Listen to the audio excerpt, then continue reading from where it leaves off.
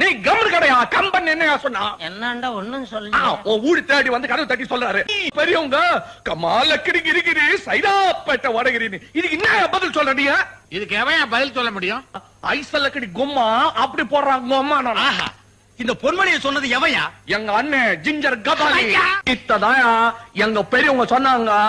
உட்டாலக்கு நீங்க வாயா ஊந்தி வந்து வாயான்னு. யாரு அந்த பெரிய மனுஷன்? எல்லாம் வேண்டியவங்க தான் ரிலேஷன்ஸ். வச்சுக்கயா.